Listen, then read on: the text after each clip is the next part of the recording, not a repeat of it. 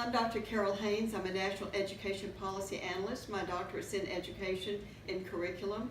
I work a great deal with state and national lawmakers and do a lot of speaking and writing and run across some very interesting conversations and some very interesting people. With us today, we have one of the most interesting. I'm Maximus Spartacus. I don't know if I'm one of the most interesting, but I'm a West Point graduate. I had about 11 deployments in my 20-year Army career, and I have a master's from the School of Hard Knocks from all the deployments that I've had. But speaking of schools, Carole, I know you are an expert in education, and I have 4 nephews and nieces, and you know, when I ask them what are they studying these days, it's changed a lot since I was in school. It used to be we had an actual chalkboard, and now everything seems like it's these tablets. And I just want to know, from your standpoint as an expert in education, what kind of impact does this have on our children today?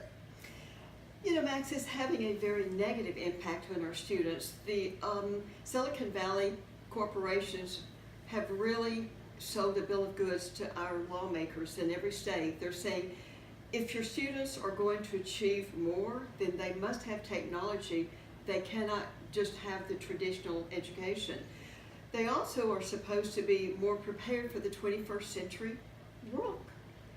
And you know, that's not proving to be true. All the research is showing that achievement is going down, that students are coming down with screen addiction, they are less able to focus, their reading comprehension is lower, their reading and math scores on international tests are lower. And it's interesting because the Silicon Valley parents apparently do not understand that their children are supposed to achieve more by technology in their schools, because they don't allow their children to go to schools that have technology in there. All computers are banned. They use colored chalk, they use chalkboards, they use hardbound books, That's they use pretty paper and fascinating. pencil, and they don't even let their children have cell phones. Bill Gates was notoriously adamant about his children not having cell phones, smartphones, until they were at least 14. Steve Jobs did not let his own children have the iPads. That's fascinating. So what you're telling me is basically, with this increase in using technology as a crutch, it seems to actually be decreasing the educational experience. It is, in fact, the research is showing that screen time is being connected to not only screen addiction, but even psychosis, aggression, ADHD, more bipolar disorders, and children under 10 are especially susceptible to screen addiction, Max. And our schools are pushing computers on pre-K students.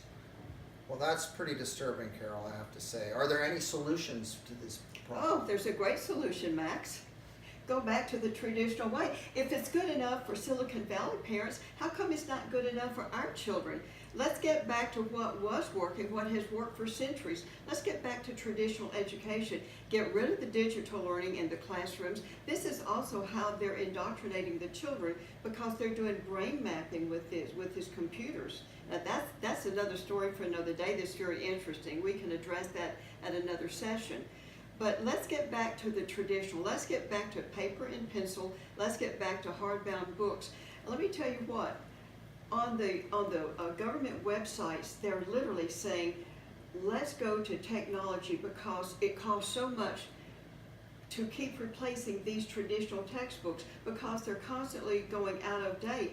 They're not going out of date. If you listen to the veteran teachers, they say, math is math. We can add in lessons on statistics, and we can add in the new things on science.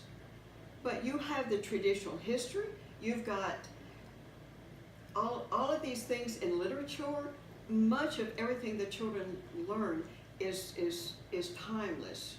Even the math, even the art is timeless. It's the same thing out there. Music is music, art is art.